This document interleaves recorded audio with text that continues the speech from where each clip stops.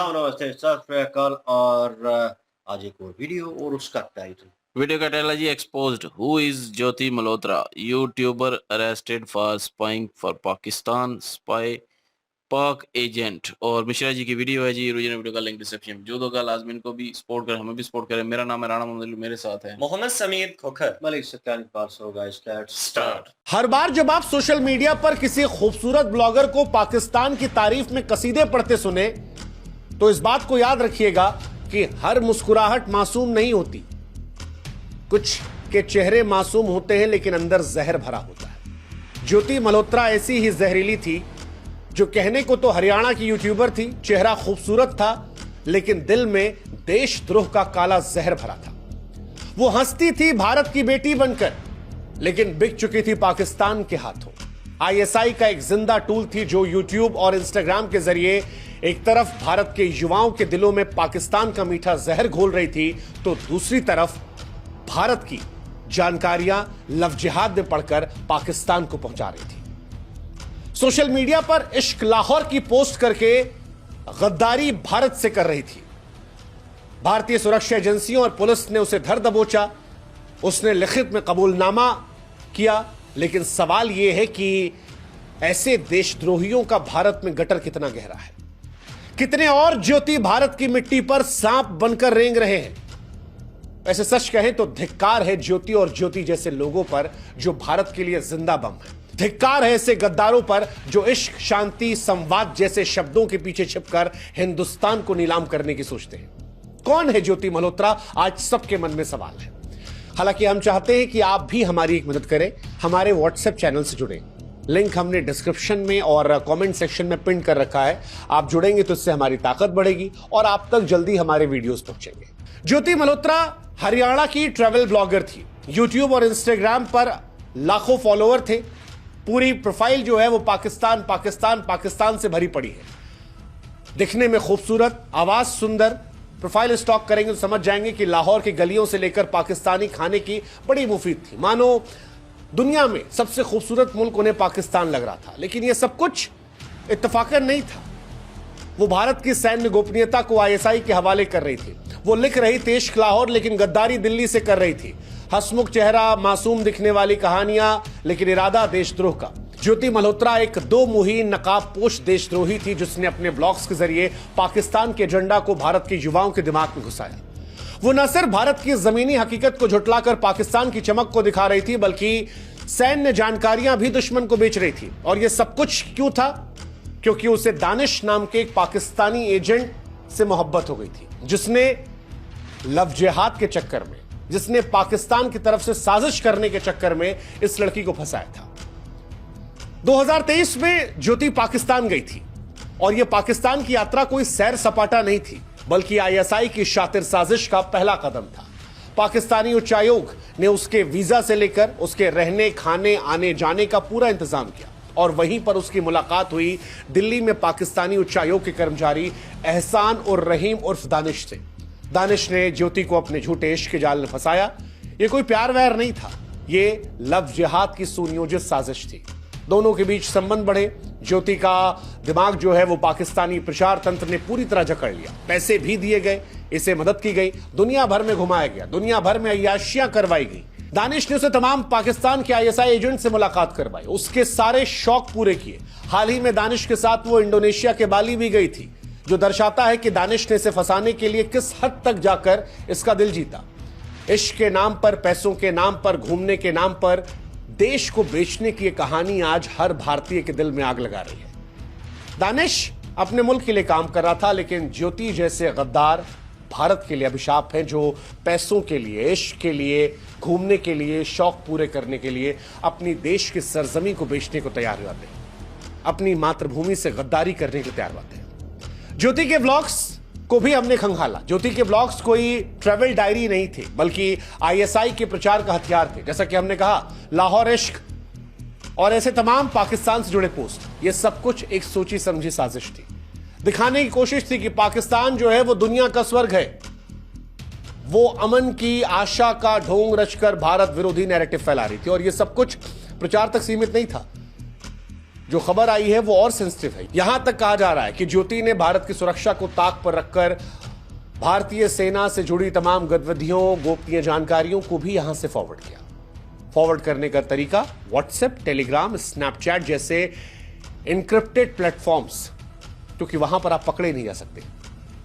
वो दानिश और अन्य एजेंट के संपर्क में रहकर यह सब करती थी। दिल्ली में रहते हुए तमाम संवेदनशील इलाकों की तस्वीरें, डेटा साझा किया और यह सब करने के लिए उसे हवाला के जरिए मोटी रकम दी गई। लेकिन इन सब के बीच में वो भारत की अस्मिता को नीलाम कर रही थी। ज्योति ने जो किया वो सिर्फ गद्दारी नहीं है, भारत की रीढ़ को तोड़ने वाला खुला युद्ध था। ऐसी हरकतों के लिए जितनी बड़ी सजा दी जाए शायद वो कम होगी। सच कहा था शौर्य फिल्म में ब्रिगेडियर प्रताप सिंह ने कि दुश्मन सिर्फ देश के बाहर नहीं होते, दुश्मन घर के अंदर भी होते हैं, गद्दार देश के अंदर भी होते हैं। और ज्योति जैसे गद्दार जो भारत की सुरक्षा को ताक पर रखकर देशद्रोह का खेल खेलते हैं, वो भारतीयों को शर्मसार करते हैं। बड़ी शर्म आ रही है कि दिल्ली में रहते हुए भारत की जानकारियां साझा की जा रही थी। चंद पैसों के लिए प्यार का नाम देकर देश की अस्मिता को नीलाम करना, लानत है ऐसे लोगों को, लानत है। हालांकि अगर आपको लग रहा है कि ज्योति अकेली थी तो आप गलत हैं। ज्योति अकेली नहीं थी, एक पूरा नेटवर्क था जो इसके लिए काम कर रहा था। गजाला नाम की महिला का नाम आ रहा है जिसने वीजा प्रक्रिया में हेल्प की। यामीन मोहम्मद का नाम आ रहा है जिसने हवाला के जरिए ज्योति को पैसे भिजवाए। अरमान नामक एक व्यक्ति का नाम आ रहा है जिसने डिफेंस एक्सपो 2025 की जानकारियां पहुंचाई और उसके बाद एक्सेस दिया और ये सारी जानकारियां हिंदुस्तान से पाकिस्तान गई। अब सवाल यह है कि जब ज्योति अकेली नहीं थी और उसके साथ कई और लोगों का नाम निकलकर सामने आ रहा है, तो फिर यह परेशान करने वाला है, क्योंकि कोई नहीं जानता कि भारत में ऐसे और कितने गद्दार हैं, कितने ऐसे सांप हैं जो भारत में रहते हैं और पाकिस्तान के हाथों बिके हैं। कोई नहीं जानता भारत में कितने लोग पैसों, झूठे इश्क, धार्मिक उन्माद के लिए अपनी मातृभूमि को भेज रहे हैं। सच कहें तो ये घर के विभीषण है जो भारत की जड़ों को खोखली कर रहे हैं। बाहरी दुश्मन से सेना तो निपट रही है, बाहरी दुश्मन को सेना सबक भी सिखा रही है, लेकिन सवाल यह है कि जब अपने ही घर में ऐसे गद्दार बैठे हो तो फिर क्या करें? क्योंकि ये गद्दार हमारे देश के जवानों की जान से खिलवाड़ कर रहे हैं। सैन्य ठिकानों की जासूसी करना, देश के खिलाफ दुष्प्रचार करना, ये जंग जब हमारे घर से की जाती है तब ये देश को तोड़ने वाली होती है। ज्योति जैसे गद्दार सोशल मीडिया को हथियार बनाकर युवाओं के दिमाग में जहर भरते हैं। ये वही लोग हैं जो कहते नहीं पाकिस्तान इज फॉर पीस, और एक आम हिंदुस्तानी को यह एहसास होने लगता है, वो मानने लगता है कि नहीं जी, उनके कल्चर को बढ़ावा देना, उनकी चीजों को शामिल करना बहुत सॉफ्टली नैरेटिव के तहत इनको पैसे मिल रहे हैं। हमें आपको अंदाजा नहीं होता कि यह दुश्मन की रणनीति का एक बहुत बड़ा हिस्सा है। यह सिर्फ सैन्य खतरा नहीं है, सामाजिक एकता, आर्थिक स्थिरता और भारत की आत्मा पर सीधा हमला है। ये ऐसे गद्दार हैं जो भारत के लिए कैंसर है और ऐसे गद्दारों को ढूंढना होगा, जड़ से उखाड़ कर फेंकना होगा। ये मामले चीख चीख कर बताते हैं कि भारत के भीतर एक नेटवर्क सक्रिय है जो बहुत ही प्रो पाकिस्तानी। कई बार आपको बड़े बड़े सितारों में भी कई ऐसे लोग मिल जाएंगे जो पाकिस्तान की बोली बोलते हैं, वो जो पाकिस्तान को सूट करती है। हिंदुस्तान में रहते हैं, खाते हमारे यहां का है, सुविधाएं हमारे यहां की है, लेकिन बोली उनके यहां की है। इससे पहले भी आपने देखा होगा तमाम ऐसी महिलाएं थीं जो भारत की थीं, पाकिस्तान में शादी कर चुकी थीं, लेकिन हिंदुस्तान में रहती थी, सुविधाएं यहां की लेती थी, बच्चा वहां पैदा करती थी, आतंकी वहां से आता था, लेकिन यहां फायदा उठाया था। और फिर यही लोग इस पार उस पार कई बार स्लीपर सेल का काम करते हैं। बहुत सारे ऐसे उदाहरण होंगे, शायद सब नहीं होंगे, लेकिन इनमें से होंगे बेशक बेशक। तभी शायद पाकिस्तान समर्थित आतंकवादी हिंदुस्तान में आकर ऐसी हरकतें करते, तभी शायद हिंदुस्तान के अंदर पाकिस्तान के समर्थन की आवाजें निकलती हैं। ये घर के विभीषण है जो भारत की जड़ों को खोखला करते हैं। अब सवाल यह कि ये क्यों करते हैं? ज्योति का मामला गद्दारी के घिनौने कारणों को उजागर करता है। कई सारी वजह। एक वजह पैसों का लालच। आईएसआई ने ज्योति को हवाला चैनलों के जरिए मोटी रकम दी, उसकी लग्जरी ट्रिप्स जो है इसकी गवाही देती है। उसे घुमाया गया दुनिया भर में, उसके लिए इंतजाम किए गए, बाली, इंडोनेशिया, जहां भी जाना उसे, वो एक्सेस, पाकिस्तान में जाना, इंपॉर्टेंट जगहों पर एक्सेस देना। दूसरा, झूठा इश्क। इश्क इंसान को अंधा कर देता हो, और हनी ट्रैप का हो मामला या फिर लव जिहाद का मामला, अक्सर इन मामलों में इश्क को ही रखा जाता है। दानिश ने लव जिहाद की चाल चलकर ज्योति को फंसाया, भावनात्मक शिकार की शातिर साजिश थी। तीसरा, ब्रेन वॉश। अमन की आशा जैसे सो कॉल्ड पीस के इवेंट जो है वो ढोंग के चलते अक्सर लोगों पर असर करते हैं। जैसा हमने कहा कि वो पाकिस्तान का एजेंडा है। जी, पाकिस्तान एक कल्चरल देश है, अजी घंटा देश है। पाकिस्तान आतंकवादियों का देश है। पाकिस्तान इज फॉर पीस, वही पीस जहां पर आतंकवादियों को 14 करोड़ रुपए दिए गए। पाकिस्तान का असली चेहरा उजागर करना जरूरी है। वो जो सामने रख के पाकिस्तान दिखाता है और जो पीछे से छिपाता है, जब तक वो एक्सपोज नहीं होगा तब तक हमारे देश में युवा जो है वो आकर्षित होते रहेंगे और ज्योति जैसे गद्दारी भी कुछ कर लेंगे। ये समझने की जरूरत है। तीसरा, कमजोर पृष्ठभूमि। सामाजिक और आर्थिक रूप से कमजोर लोग अक्सर इस नेटवर्क का आसान शिकार बनते हैं। और चौथा, वो शिकार बनते हैं जो कभी परेशान हुए थे, कभी किसी दंगों में कोई परेशान हुआ, उसको ब्रेन वॉश करना बड़ा इजी होता है, बड़ा इजी होता है। तमाम फिल्मों में भी देखा होगा आपने, इट्स वेरी इजी। वैसे समझना हमको ये भी होगा कि अमन की आशा दुश्मन की साजिश है। ये जो सो कॉल्ड पीस इवेंट है, अमन की आशा जैसे संगठन भारत पाकिस्तान दोस्ती का झूठा राग अलापते हैं, लेकिन अब ऐसे मामले साबित करते हैं कि ये जासूसी, प्रचार, फंडिंग का अड्डा है। इनकी फंडिंग कहां से आती है कि जांच करने की जरूरत है। इनमें जुड़े लोगों की विदेशी यात्राओं को नजर रखने की जरूरत है। इनके सोशल मीडिया गतिविधियों की जांच की जरूरत है। और अब जरूरी है, क्योंकि भारत के फौजियों की जिंदगी का यह सवाल है। सवाल यह भी कि क्या ये शांति चाहते हैं या आईएसआई के लिए प्रॉक्सी बन रहे हैं? इनके पर्दे के पीछे क्या चल रहा है? हर भारतीय सवाल पूछने आता है। ऐसे संगठनों पर नजर रखनी होगी, वरना दीमक की तरह ये हमारे देश को खोखला करेंगे। जनरल विपिन रावत ने कभी सच कहा था कि भारत 2 नहीं 2.5 मोर्चों पर लड़ रहा है। पहला मोर्चा पाकिस्तान से, दूसरा मोर्चा चीन के साथ, लेकिन तीसरा सबसे खतरनाक है, जो ज्योति जैसे गद्दारों से लड़ना है। घर के गद्दार, वो जो भारत में रहते हैं लेकिन पाकिस्तान का एजेंडा फैलाते हैं, भारत की मिट्टी पर पलकर उसकी छाती पर खंजर घोंपते हैं। ये 2.5 मोर्चे की इस जंग सोशल मीडिया हथियार के तौर पर इस्तेमाल होती है और ज्योति जैसे गद्दार उसकी गोली बन जाते हैं। इन विभीषणों पर नजर रखनी होगी, इन दीमकों को खत्म करना होगा। और खत्म कैसे होगा? सोशल मीडिया पर सख्त निगरानी रखें। हर संदिग्ध ब्लॉगर, हर संदिग्ध इन्फ्लुएंसर, हर वो सेलिब्रिटी जो पाकिस्तान के गुणगान कर रहा है, उस पर नजर रखिए, नजर रखिए। वो जो भारत को कमजोर करने की कोशिश कर रहा है, भारत विरोधी नैरेटिव बना रहा है, उस पर नजर रखिए। अमन की आशा की जांच, इनके फंडिंग, विदेशी कनेक्शनों का पर्दाफाश किया जाए। युवाओं को जागरूक किया जाए कि Pakistan is not for piece, it's a terrorist country. आतंकवादी मुल्क है, एक मुल्क जो आतंकवादियों के इर्द गिर्द चलता है, जहां सेना सीधे आईएसआई जो है वो सीधे आतंकवादियों को फंडित करती है, जहां पर रक्षा मंत्री कहता है कि बच्चों को जिहाद में डाला जाएगा, जहां पर आतंकवादियों को मरने के बाद भी पैसा दिया जाता है। That is Pakistan. वो कल्चरल खाना पीना, वो क्रिएटिव बातें, दैट इज नॉट पाकिस्तान। वो उस बड़े पाकिस्तान का शायद एक छोटा हिस्सा हो सकता है, लेकिन रियल पाकिस्तान अब वो it is all about terrorism. Laden वहां पकड़ा गया, जैश ए मोहम्मद का सरगना वहां है, हक्कानी नेटवर्क वहां है, मसूद अजहर वहां है, हाफिज सईद वहां है, दाऊद इब्राहिम वहां है। ये पाकिस्तान का चेहरा है जिसे दुनिया को देखना है और ये युवाओं को समझना होगा। और गद्दारों को ऐसी सजा देनी होगी कि ख्याल भी किसी को आए तो वो दहशत बन जाए। भारत को अब नरमी से नहीं, सख्ती से बरतना होगा। गद्दारी का जवाब ऐसा देना होगा कि उसका डर ज्वालामुखी की तरह अंदर बैठ जाए। ज्योति मल्होत्रा भारत की आत्मा पर हमला करने वाली आईएसआई की जहरीली कठपुतली रही। भारत की न्याय संहिता की धारा 152 और ऑफिशियल सीक्रेट एक्ट की धाराओं 3, 4, 5 के तहत उस पर केस दर्ज है। दानिश को भी पर्सोना नॉन ग्रोटा घोषित कर दिया गया है, भारत से निष्कासित कर दिया गया है, लेकिन ये काफी नहीं है। ज्योति जैसे कितने गद्दार भारत में छिपे हैं, ये देखने की जरूरत है। देशद्रोह कोई बहाना नहीं है, ना पैसा, ना इश्क, ना कोई ढोंग। जो अपनी मां मिट्टी को बेचता है वो शैतान है। लानत है उस पर, और ऐसे तमाम गद्दारों पर लानत है जो सोशल मीडिया की आड़ में भारत की आत्मा को चलते हैं। भारत को अब जगना होगा, क्योंकि ये काम शब्दों का नहीं है, कर्म का है। हर गद्दार को बेनकाब करना होगा, हर साजिश को चलना होगा, हर देशद्रोही को कानून की आग में जलाना होगा। भारत मां के दुश्मनों को ऐसी सजा देनी होगी कि गद्दारी का जिक्र आने पर भी लोग खौफ के मारे डर जाए। यही समाधान है। गद्दारों को दीमक की तरह ढूंढिए, खत्म कीजिए। आपके घर में जब कॉकरोच घुस आते हैं तो आप उन्हें पालते नहीं हैं, आप उन्हें मारते हैं, हटाते हैं। दीमक से मोहब्बत नहीं दिखाई जाती है, दीमक को खत्म किया जाता है। और गद्दार दीमक और कॉकरोच होते हैं। उनको ढूंढिए, ट्रैक कीजिए और समाज के मुख्य धारा से हटा दीजिए। बाकी क्या करना है वो काम इस देश का कानून, इस देश की सरकार को बेहतर पता है, लेकिन जागरूक करना हमारा काम है। और आप भी अपने आसपास जागरूकता देखिए।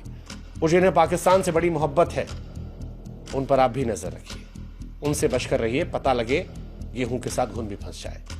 ध्यान रखिएगा। जय हिंद, जय भारत, नमस्कार।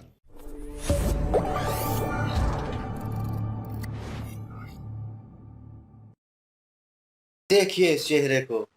ये पाकिस्तान का ये गद्दार है। पाकिस्तान का गद्दार और यही है। बहरहाल यार मैं इस सारी वीडियो पे क्या बोलूँ, मिश्रा जी ने स्टार्टिंग में जो बातें की वो बिल्कुल ऑन द स्पॉट हैं और अपने मुल्क के लिए, अपनी कंट्री के लिए बिल्कुल ठीक है। और उन्होंने उस लड़की को पकड़ा और इन्फॉर्मेशन निकल आई, ज़ाहिर बात है सोशल मीडिया के जितने जो हैंडल हैं वहाँ से उन्होंने वो इन्फॉर्मेशन ले ली होगी उनसे। और वो जो चैट हुई है, वो पास्ट में जो चैट हुई है, क्योंकि गवर्नमेंट के अंडर आ जाती है भाई चीज़, तो फिर वो पुराना डेटा भी निकलवा लेते हैं। ये निकल आता है अगर आप पे वो इल्ज़ाम लग जाए, ऐसी एलिगेशन लग जाए और आप पे एफआईआर कट जाए उस चीज़ की, तो भाई फिर आपके सारे सोशल मीडिया हैंडल जो हैं वो पुरानी हिस्ट्री भी निकाल के दिखाई जाएगी और फिर आप उसके ऊपर डिनाई नहीं कर सकते अगर आपने किया है। तो बहरहाल गवर्नमेंट उनकी फैसला कर रही है, वो लड़की जो है वो देशद्रोही है और उस पे वो एफआईआर भी कट चुकी है और वो हो चुका है। और वो जो लड़का है उसे मेरे हाल में पकड़ा भी गया, वो निकल चुका है और दानिश नाम है जिसका, वो तो पाकिस्तान में है ना। पाकिस्तान में ना वो निकल चुका है। अब उसका मतलब ख़त्म कर दिया यहाँ पे नेशनलिटी और जो भी था यहाँ पे सिस्टम जो है। यहाँ पे भी इंडिया में भी था उसका आना जाना और वो फॉरेन ट्रिप भी करते रहे हैं। तो सारी चीज़ें जो हैं वो निकल के सामने आई हैं, दैट्स गुड। वो अच्छी चीज़ है कि एक जो है देशद्रोही लड़की जो है वो पकड़ी गई है। ये तो ऑन द स्पॉट जो है वो चीज़ें हुई हैं, लेकिन फ्यूचर में ये चीज़ जो है वो सामने आएगी खुल के। मैं बात करूँगा उस चीज़ के ऊपर कि वो उन्होंने कहा कि बहुत सारे लोग जो हैं वो प्यार मोहब्बत दिखाते हैं, कल्चर एक जैसा दिखाते हैं, खाने और ये सारी चीज़ें एक जैसी दिखाते हैं और जो है अट्रैक्ट करने की कोशिश करते हैं, अट्रैक्शन दिखाते हैं और वो भी देशद्रोही हैं, उनके ऊपर भी नज़र रखें।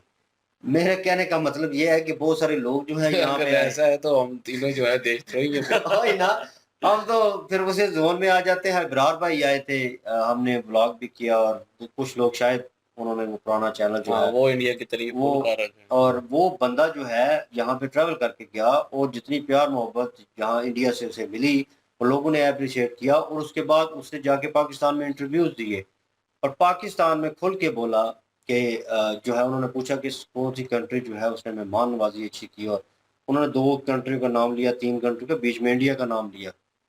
उन्होंने फिर ज़ाहिर बात है एंकर जो थी इंडिया पाकिस्तान की बात हो तो फिर इंडिया की बात ना पूछे, तो उसने पूछ ही लिया कि मतलब क्या? तो उन्होंने बताया कि उनकी वो जो है मेहमान नवाज़ी है वो अलग किस्म की थी और कल्चरल साइड पे हम एक जैसे ही हैं। खानों में थोड़ा बहुत डिफरेंट है, लेकिन ये है कि जो प्यार मोहब्बत जो अपनाई देखी गई है, जो मीट एंड ग्रीट का ज़िक्र हुआ था कि जो उन्होंने पहला मीट एंड ग्रीट किया था, हमें भी सरप्राइज़ हुआ कि इतनी अवाम आ गई और गिफ्ट लेके आ गई उनके लिए। और वो भी गवर्नमेंट ने फिर वो वहाँ पे पुलिस जो थी उन्होंने मना कर दिया कि आप इतनी अवाम जो है इकट्ठा नहीं कर सकते, आपको इजाज़त लेनी पड़ेगी। तो नेक्स्ट टाइम जो अगले स्टेप पे रुके थे वो वहाँ पे इजाज़त ली थी गवर्नमेंट से। तो कहने का मकसद है कि अब उस पे भी इब्रार भाई के ऊपर भी लगा दी जाए कि यार आप देशद्रोही हैं और आपने ये कुछ किया है। हाँ, अगर उस लड़की के ऊपर निकला है वो सारा कुछ हुआ है, तो गवर्नमेंट भाई हक रखती है और एक आम नागरिक जो है आपके वहाँ का, वो भी हक रखता है उसके ऊपर सवाल करने का कि ये क्यों हुआ? ये क्यों है यहाँ पे? और जो है एजेंसियाँ जो हैं वो सोई हुई थी, क्यों नहीं काम कर रही थी? वो सवाल कर सकता है, ठीक है? वो नहीं अपना काम तो हक कर रही थी तो ढूँढ लिया ने नहीं ना। डोंट मैं देखें, मेरा मतलब है कि वो कहेंगे कि आज ये हुआ है, उससे पहले सीमा हैदर का केस भी सेम सिनेरियो में ही कहीं चल रहा था। तो दोनों तरफ में था, वो भी पाकिस्तान अभी से भी ट्रैवल रोले में करके है गई। वो। तो अभी भी उसके घर पे वो जब ये जंग शुरू हुई तो इंडिया पाकिस्तान की ये सिनेरियो जो जंग वाला सिस्टम शुरू हुआ तो उसके घर के ऊपर वो मीडिया वाले चले गए, सीमा बाहर नहीं आना चाहती, बात नहीं करना चाहती। मतलब ये चीज़ें चल रही थी, ये रियलिटी है। भाई ये भी फेस करना पड़ेगा और पाकिस्तान में भी ऐसे ही होता है। मैं इसको नहीं बचा रहा, ये इसको वो उस फेस से नहीं दिखा रहा और जो मिश्रा भाई कह रहे हैं कि डबल फेस जो है वो रखा हुआ है, तो उन्होंने कहा कि चंद पाकिस्तानी जो हैं वो उस चीज़ को जो है पॉजिटिव वे में लेते हैं, बाकी सारे जो हैं वो टेररिस्ट हैं। तो मैं कहूँगा मैं पर्सनल वे में मुझे नफ़रत है इन जैसे लोगों से और शदीद नफ़रत है, ठीक है? और उसके ऊपर अगर गवर्नमेंट सपोर्ट करेगी तो फिर भाई गवर्नमेंट को भी कोई सपोर्ट नहीं है, ये भी रियलिटी है। क्योंकि एक जो है कह लें मासूम इंसान की जान लेना पूरी इंसानियत को मारने के मुतरादिफ है और ये लोग जो हैं इन्होंने कुछ सही किया नहीं है। जो भी इन्होंने किया है इनके कारनामे हैं वो सारी दुनिया के सामने हैं, जो भी टेररिस्ट एक्टिविटीज़ करते हैं और उनमें सबसे ज़्यादा नाम पाकिस्तान का फिर आ रहा है। इन्होंने 6 बंदों का ज़िक्र कर दिया है, लास्ट वाला शायद इधर ना ही हो। ठीक है, दाऊद पाकिस्तान इब्राहिमी हाँ, तो मतलब कि बाकी तो सबके ऑलमोस्ट नाम मेंशन कर दिए हैं और वो पैसों वाली बात जो है वो भी कहीं न कहीं मैं कुछ नहीं कहना चाहता इसके ऊपर तो बहरहाल भाई डर भी लगता है इन जैसी चीज़ों से लेकिन रियलिटी रियलिटी है, जब सामने आती है एक बार धचका ज़रूर लगता यहाँ है। पे मैं एक बात करूँगा कि इंडियन एड्स की बड़ी मेल आती है कि मतलब कि ऐड लगाएँ और मतलब डील करें ऐड लगाने की, जो पता है पेड ऐड होते हैं, वीडियो में लगाते हैं, पेड प्रमोशन पेड प्रमोशन के लिए बड़े आती हैं मेलें। लेकिन हमने कभी भी इंडियन को किसी को भी जो है वो मतलब कि कॉन्टैक्ट नहीं किया। क्यों? हम भाई ऐड लगवाएँ, वो पैसे भेजेंगे इंडिया से, इधर एजेंसियाँ हमें पड़ी हों, तो अब ये इसलिए हम इस चीज़ प्रमोशन से दूर रहते हैं, भाई हमने पेड प्रमोशन पाकिस्तान से में भी जी। कोई पेड प्रमोशन नहीं की ये हाँ, भी हाँ, ठीक है। बिल्कुल। जो भी हुआ है यूट्यूब के ऊपर हुआ है, हम काम करते रहे हैं और उसका बेनिफिट हमें मिलता रहा है, वो यूट्यूब के थ्रू है, वो ऑथेंटिक है और उसमें कोई दो नंबरी नहीं है। अपने आप की सफाई देने की ज़रूरत नहीं है लेकिन शॉर्ट कहूँगा कि यार इंसान का इंसान से बर्ताव जो है, बिहेवियर जो है इतने अरसे से पता चल जाता है और हम 6 साल से मेरे ख़्याल में काम कर रहे हैं और हमने स्ट्रेट फॉरवर्ड पहले ही चैनल में बोल दिया था कि भाई बेनिफिट होता है।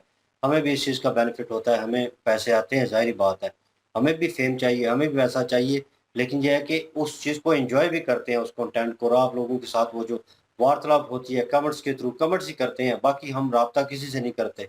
और ये चीज़ें सबके सामने हैं। जो पुराने अगर जुड़े हुए हैं इस चैनल पे आए हैं, जो पहले चैनल से हमारे साथ थे, तो जो मेरे ख़्याल में 71,000 या 70,000 पे मेरे ख़्याल में क्लोज़ हुआ था हमारा, उसपे भी स्ट्राइकें आई थी।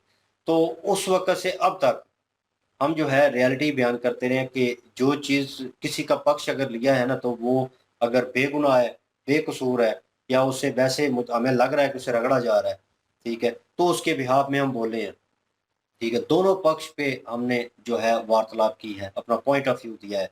हमने कहीं दो नंबरी नहीं की, ठीक है? और जो लोग जुड़े हुए हैं, कमेंट्स करते हैं, बुरे कमेंट्स भी करते हैं नीचे और ऐसे-ऐसे कमेंट्स के डायरेक्ट स्ट्रेट अवे गालियाँ जो है वो लिख देते हैं। हम कमेंट्स भी रिमूव नहीं करते। बहुत सारे लोग पढ़ते हैं और एक कमेंट्स के नीचे गालियाँ थी, वो रिव्यू में आया हुआ था और उसके नीचे तीनों को माशाल्लाह अच्छी-अच्छी गालियाँ दी गई थी क्या और बात है! मदरसा छाप ओ भाई ऐसी-ऐसी ज़्यादातर यही गाली थी कहते कि हैं। मैं डिस्क्राइब नहीं कर सकता, वो होल्ड पे गालियाँ कमेंट्स गाना थे भी होती हैं और और मैं तो अक्सर डिलीट कर देता तो हूँ, मुझे वो थी गाल और उसके नीचे किसी ने रिप्लाई किया हुआ था कि शेम ऑन यू। तो मतलब वो भी लोग हैं यार कि वो देखते हैं कि यार बंदा किस तरह बात कर रहा है और उनकी मेंटालिटी क्या है और ये क्या सोच रखते हैं। तो मेरे ख़्याल में ये चीज़ें जो हैं भी ये भी मेरे ख़्याल में कहीं न कहीं जो है अहमियत रखती हैं, लेकिन कंट्री फर्स्ट है आपके लिए, नो डाउट इसमें कोई शक नहीं है। और अगर डाउट होता है या कुछ ऐसी चीज़ होती है, तो वो आप डिसाइड कर सकते हैं बेहतर, गालियाँ वो असल आपके में हाथ वही बंदे देते हैं ना जो जिनका एक ज़हन होता है कि ये बोलेंगे, तारीफ़ें करेंगे, सारा कुछ होके बोलेंगे। जो उनके ज़हन के मुताबिक होगा वो करेंगे, हम तो बिल्कुल ठीक है। अगर थोड़ा-सा भी हट के हमने बोल दिया तो गालियाँ शुरू हो जाती हैं, मदरसा छाप, तो पता नहीं क्या-क्या कहना शुरू हो जाते हैं। भाई हम ज़ाहिर है पाकिस्तान में रहते हैं, अगर एक मिसाल के तौर पे एक कोई न्यूज़ कोई भी न्यूज़ ले लें, अगर इंडिया में होता है कि जी पाकिस्तान में ये हुआ है, ठीक है? और हमें यहाँ पे रह के पता है कि ऐसा कुछ नहीं हुआ है, तो हमने तो यही कहना है ना कि ऐसा नहीं हुआ है। अगर हम ऐसा नहीं हुआ कहेंगे तो फिर वो जो कुछ लोग होते हैं ना जो कि गालियाँ देते हैं, वो कहते हैं कि इन्होंने क्यों नहीं माना कि ऐसा कुछ हुआ है। तो वो गालियाँ देना शुरू कर देते हैं, मदरसा साहब इनको अकल ही नहीं है, इनमें दिमाग ही नहीं है, इनको ये नहीं है, इनको वो नहीं है, तो ऐसे शुरू हो जाएँगे। हालाँकि जो हकीकत होती है भाई हमने तो वही बोलनी है। यहाँ पे अगर कुछ होगा तो हम ज़रूर बोलेंगे कि ये सारा कुछ हुआ है, अगर नहीं होगा तो भाई हमें पता होगा कि नहीं हुआ है तो हम बोलेंगे कि नहीं हुआ। और रही बात ये ज्योति मल्होत्रा की, तो तब तक तो ठीक था कि वो अगर पाकिस्तान विज़िट किया, पाकिस्तान में जाके घूमी, पाकिस्तान की तारीफ़ की, क्योंकि हम भी यहाँ पे बैठे हुए भाई कितने व्लॉग हम देखते हैं, कितना कुछ करते हैं, हम खुद तारीफ़ें करते हैं, इंडिया की तारीफ़ें करते हैं। तो इसका मतलब ये नहीं कि हम पाकिस्तान के गद्दार हो गए हैं, अगर इंडिया की तारीफ़ें करते हैं। मैं वहाँ तक बात सिर्फ़ कर रहा हूँ कि ज्योति मल्होत्रा अगर तो यहाँ तक सिर्फ़ इतना कर रही है कि पाकिस्तान की तारीफ़ की, खानों की तारीफ़ की, ये सारा कुछ का, फिर वो तो कोई कसूर नहीं है उसका। हाँ, अगर जब आगे अब उसने जो है वो जो कोई कोई ऐसे लिंक निकले होंगे ना तभी जो है वो उस पे भाई इल्ज़ाम लगा सोशल ना, मीडिया ऐसे हैंडल तो जो नहीं है इल्ज़ाम निकाल लिए लगता। भी हैं। कोई ना कोई तो निकले होंगे और उसने जो है वो मान भी लिया है, रिटर्न में लिख के दे भी दिया है, सारे सबूत के मैंने ये किया है। अब जो है वो पाकिस्तान के किसी के साथ मिलती रही है, उसको जो है वो सारा कुछ शेयर करती रही है।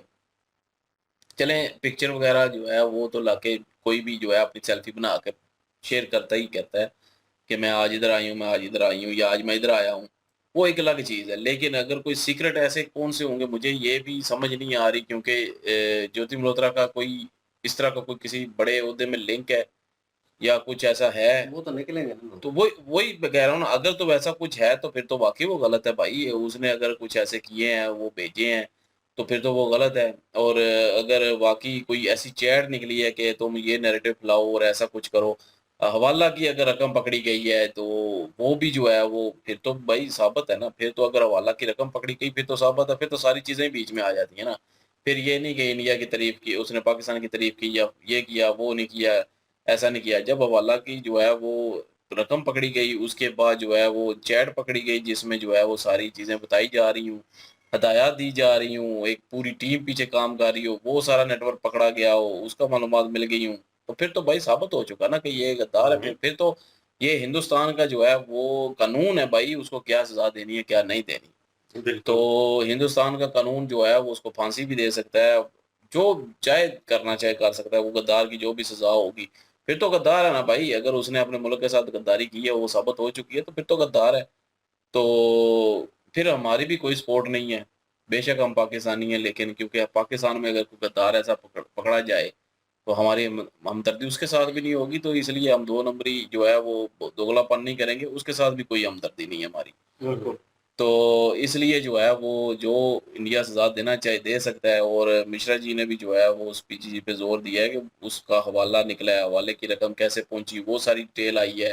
मतलब साबित हो गया है ना, साबित हो गया तो फिर भाई सज़ा दें इसको। बिल्कुल। ये आपके कानून जो है वो आप इंडिया जो है वो जो कुछ करना चाहता है कर सकता है इसके साथ। और भी जो है वो इस तरह के लोग होंगे, ढूंढना चाहिए, बिल्कुल ढूंढना चाहिए। बिल्कुल। अगर हम पाकिस्तान में रहते हैं तो भाई हम भी यही कहेंगे कि हम पाकिस्तान में भी ऐसे गद्दारों को ढूंढना चाहिए और फिर उनको सजा देनी चाहिए। इसी तरह जो है वो इंडिया में भी हम यही कहेंगे कि आप अपने गद्दारों को जो है ढूंढना चाहिए और उनको सजा देनी चाहिए, बेशक वो पाकिस्तान के लिए काम कर रहे हैं, हम्म, इससे नहीं है कोई। लेकिन आने वाले टाइम में जो ब्लॉगर हैं जी उनके लिए काफ़ी ज़्यादा मुश्किल हो जाएगी, क्योंकि उनसे ये सारी छानबीन जो है वो की जाएगी कि आपका कंटेंट क्या है, आपकी क्या वो सारी जो डिटेल्स होती हैं, जानकारी जो होती है उनके बारे में ली जाएगी। क्योंकि ज्योति मल्होत्रा जो हैं इन्होंने व्लॉग का जो फील्ड है वो चूज़ किया है, इसमें बड़ा आसान होता है। क्योंकि एक कह लें कि ट्रैवल करने वाला जो व्लॉगर होता है, उसने तो अपनी वो सारी जगहें शो करनी होती है, वो सब कुछ दिखाना होता है। तो उसमें कुछ इस तरह की जो प्राइवेसी है, जो कि लीक ना करने वाली हो, उसके लिए वो भी आसान होता है। क्योंकि व्लॉगर को इजाज़त होती है जी, ठीक है जी, एक यूट्यूबर है, व्लॉग वगैरह करता है, ट्रैवलिंग करता है, तो कोई नहीं, कुछ नहीं वीजा होता। भी इजी लग जाता है। हाँ, तो इस तरह की चीज़ें जो हैं वो उन्होंने करके तो पाकिस्तान के लिए जो भी उन्होंने वर्क किया, और वो ये नहीं कि सिर्फ़ बातों से, ये मिश्रा साहब ने बताया कि बाकायदा टेलीग्राम के ऊपर, व्हाट्सऐप के ऊपर उनकी वो सारी चीज़ें चेक की गई हैं कि वाक़ई ये है भी है या नहीं। और वो चीज़ें होने के बाद जब वो चीज़ें साबित हुई हैं और फिर उन्होंने कबूल भी कर लिया। जब पुलिस उनको उठा के लेके गई है, उनसे पूछ-गिछ की गई है, तो उन्होंने ये मान लिया कि वो एजेंट थीं। जब ये सारी चीज़ें उन्होंने मान ली हैं, तो फिर पीछे रह किया गया, फिर तो वो देशद्रोही कर रही थी। उसके बाद दानिश नामी जो लड़का था, जिस तरह उनसे प्यार और मोहब्बत की वो डीलें हुई हैं, वाक़ई जी वो कहते हैं ना, लव इज़ ब्लाइंड। मोहब्बत में अच्छाई और बुराई की तमीज़ तो रहती नहीं है इंसान को, वो कुछ भी करने के लिए तैयार हो जाता है। फिर उनको जो दूसरी सहूलियात दी गई हैं, उनको आउट ऑफ कंट्रीज़ में घुमाने-फिराने के जो अखराजात हैं, वो सारे किए गए। उसके बाद उनकी हर जो दिल की ख़्वाहिश थी ना, वो पूरी की गई है। और उसके बाद जाके उनसे वो जो काम लेने चाहिए थे, वो काम लिए गए हैं। हिंदुस्तान की जो एजेंसियाँ हैं, वो ऐसे तो नहीं ना बैठी हुई, उनकी नज़र होती है और उनको आखिरकार पता चल ही गया है। और जब पता चल गया, तो उन्होंने घर से उठा लिए। और फिर उठाने के बाद वो सारी चीज़ें, अब वो जो टीम है उनकी, साथ जो और भी लोग हैं, एक लड़की गज़ाला नामी है और 2-3 बंदे हैं, उन तक भी आहिस्ता-आहिस्ता पहुँचा जाएगा। फिर ये पूरी की पूरी टीम ही अब जो है, वो धर ली जाएगी और इनका जो भी दंड मिलता है, वो जो बनता है दंड इनका, वो इनको मिलेगा। लेकिन एक सवाल मेरा यहाँ पे है, यार अक्सर मैंने सुना है कि रामायण चूँकि हमने भी देखा है, तो उसमें जो विभीषण नामी एक बंदा है, वो रावण का भाई था, इस बात में शक नहीं है। लेकिन रावण को छोड़ के इसलिए कि वो अधर्मी था। जो विभीषण है उसने समझाने की कोशिश भी की रावण को कि ये जो चीजें आप कर रहे हैं ये गलत है। लेकिन जब रावण ने उनको अपने वो कह लें कि दरबार से निकाल दिया और निकलने के बाद उस राज्य से वो फिर राम जी की शरण में आ गए। फिर राम जी ने उनको इज्जत और एहतराम भी दिया और ये भी कहा कि अब आप जो है वो धर्म के रास्ते पे आ गए हैं। अच्छा किया आपने अधर्मियों का साथ छोड़ दिया। हनुमान जी जो हैं उनके भी उनको दर्शन हुए, फिर सब लोगों ने उनको एप्रिशिएट भी किया। लेकिन आज भी अगर मिसाल दी जाती है तो विभीषण को नेगेटिव में क्यों एग्जाम्पल दिया जाता है? यहाँ पे इन्होंने कहा कि इस तरह के जो विभीषण है उन लोगों को ढूंढना चाहिए, मतलब कि घर का भेदी अगर ना होता तो लंका जो है वो तबाह ना होती, लंका का विनाश ना होता। क्योंकि विभीषण जो थे उन्होंने ये गाइड किया था राम जी को कि जो रावण है उसकी नाभि में तीर मारे तो इसकी मृत्यु होगी। चले वो सारी चीजें तो ठीक है, लेकिन वो तो धर्म के लिए उन्होंने किया ना सब कुछ। तो मेरे ख्याल में वो गद्दारी में नहीं आना चाहिए। उनको अच्छे और पॉजिटिव वे में ही देखना चाहिए। अगर देखा जाता है तो क्यों उनकी मिसाल जो है वो इस तरह से नेगेटिव वे में क्यों दी जाती है? हालांकि वो थे भी राम जी के साथ। बेशक वो राम जी के साथ थे। वो मुहावरा बना हुआ है ना, घर का बेदी लंका ढाए, वो इसी वजह से बना हुआ है। सही दिया मैंने मिसाल, मुहावरा सही बोला है जी। और मुहावरा यही है ना, घर का बेदी लंका ढाए। मैं कब से जो है वो यही सोच रहा था, इसलिए सही निकल गया है। अगर अचानक निकलता तो गलत होना था। तो बहरहाल ये है कि वो क्या नाम है उसका, यार बात भुला देते हो। विभीषण है। विभीषण, विभीषण ने भाई जी वो अपने जो एक किस्म का समझ लें अपना एरिया, अपना सगा भाई है, उसके साथ गद्दारी की है। तो चाहे वही बात कि मेजर साहब की बात मुझे जो है ना वो वाली बहुत अच्छी लगती है कि उन्होंने कहा जब मुल्क जो होता है ना वो जंग की हालत में होता है, चाहे मुल्क ठीक है, चाहे मुल्क गलत कर रहा है, चाहे मुल्क क्रिमिनल का साथ दे रहा है, जब जंग शुरू हो जाती है ना किसी और दुश्मन मुल्क के साथ, तब जो है अपने मुल्क का साथ देना चाहिए, अपने लोगों का साथ देना चाहिए। तब गद्दारी नहीं करनी चाहिए। और तब जो है वो बिल्कुल उस मुल्क का साथ देना चाहिए। हाँ, अगर जंग की हालत में नहीं है फिर सवाल उठाएं, फिर जो मर्जी है कहें, एक दूसरे की गर्दन पकड़ें, एक दूसरे को घसीटें, जो करना करें। लेकिन जब किसी दुश्मन के साथ जो है मुकाबला शुरू हो जाए तब गद्दारी नहीं करनी चाहिए। और विभीषण की जो है वो एक तरफ उसका जो है वो सगा भाई था और एक तरफ राम जी थे। तो उन्होंने जो है वो ये चाहिए था कि न्यूट्रल रहते एक किस्म का, ना वो अपने भाई का साथ देते ना वो राम जी का साथ देते। अगर वो मतलब कि नाभि का ना बताता तो राम जी जो है वो उसको ना बता मारते। तो रावण जो है वो मतलब कि उसकी कमजोरी बन गया उसका भाई, गद्दारी हुई ना फिर। तो इसलिए मुझे लगता है कि ये मिसाल देते हैं और गद्दारी बिल्कुल नहीं करनी चाहिए। अगर आपको जो है वो किसी ने नहीं, कुछ कहा अच्छा है, एक सवाल यहाँ पे और भी है। विभीषण जो है फिर वो ये सोचते ही होंगे कि यार इससे तो बेहतर था कि मैं रावण का ही साथ देता। मतलब अधर्म का अगर वो साथ दे देते तो फिर ठीक था, फिर ये उनकी मिसाल नहीं बननी थी। ये सवाल जो है वो बड़ा अब पेचीदा करण सा का है। देख लेना, करण ने एक किस्म का जो है वो धर्म का ही साथ दिया है ना, लेकिन हाँ। वफादारी निभाई है, अपना वचन निभाया है। आज उसका बोलबाला भी है, नाम लोग नाम भी रखते हैं, सारा कुछ करते हैं क्योंकि उसने चलो, वफादारी निभाई है। आप लोग बताइएगा जरूर, हम वेट गद्दारी करेंगे आप गद्दारी है लोगों जी का। भाई, किसी भी फॉर्म में की जाए। जंग की हालत में ये सारा भाई कुछ जो वो है नहीं होनी चाहिए ये गद्दारी। लागू नहीं होता है इसके अगर ऊपर। आप जो है वो एक मिसाल दे रहा हूँ सिर्फ, आप उसे डिफेंड नहीं आप कर हमारे सकते। साथ रहे हैं, अगर आज कोई हमारी आपके साथ लड़ाई हो जाती है, एक बात कर रहा हूँ सिर्फ, आप चले जाते हैं चैनल छोड़ के, जैसे कि पहले भी हो चुका है, आप छोड़ के चले जाते हैं चैनल, ठीक है, आप जाके जाके हमारी बुराइयां करेंगे, आप बताएंगे हमारी कमजोरियां। ये तो नहीं वही ऐसा है ना तो कि एक डेढ़ साल नहीं, हमारे साथ रह के ये खाया एग्जाम्पल पिया, और है एक ना। बात नहीं, वो बात वही है एग्जाम्पल ना। इस तरह से है कि रावण को वो गाइड करता रहे कि यार ये चीजें गलत हैं जो आप कर रहे बेशक हैं, गाइड ये करता ना रहे, करो। बेशक गाइड करता रहे, लेकिन वो रावण के साथ पैदा हुआ था, रावण की कमजोरियां उसके हाथ में थी, रावण चाहता तो उसको उसी वक्त मार सकता था, उसने सिर्फ निकाला। बहरहाल जी, आप लोग जरूर बताइएगा आप तो लोगों का जाके क्या बुराइयां कहना नहीं है। करनी चाहिए, जाके जो है वो बदखोइयां नहीं करनी चाहिए, कमजोरियां नहीं बतानी चाहिए किसी को, क्योंकि आपने वो उतना अरसा रहे भी हैं, कुछ वजह से जो है वो आप अलग हो भी गए हैं, तो वो एक अलग बात है। तो बिल्कुल गद्दारी जी, नहीं करनी चाहिए। ज़र्फ़ वाले इंसान में और कम ज़र्फ़ इंसान में फ़र्क ज़रूर होता है, और ज़र्फ़ वाले बने। और बहरहाल गवर्नमेंट जो है इंडियन वो उसके ऊपर इम्प्लीमेंट करेगी, वो फ़ैसला लेगी, उनका हक़ है। और आप लोगों का भी हक़ बनता है कि वो अपनी गवर्नमेंट का साथ दें और उन्हें कैफ़रे किरदार तक पहुँचाएँ, और जो उसके पीछे बंदे हैं उनको भी ढूंढ निकालें ताकि ये चीज़ जो है वो जड़ से ख़त्म हो। और आप क्या ओपिनियन रखते हैं इसके ऊपर? कमेंट सेक्शन भी ओपन है आपके लिए, तो प्लीज़ डू सब्सक्राइब। इंशाल्लाह मिलते हैं नेक्स्ट वीडियो में। अपना ख्याल रखिएगा, दुआ में याद रखिएगा। तब तक के लिए अल्लाह हाफिज, पीस।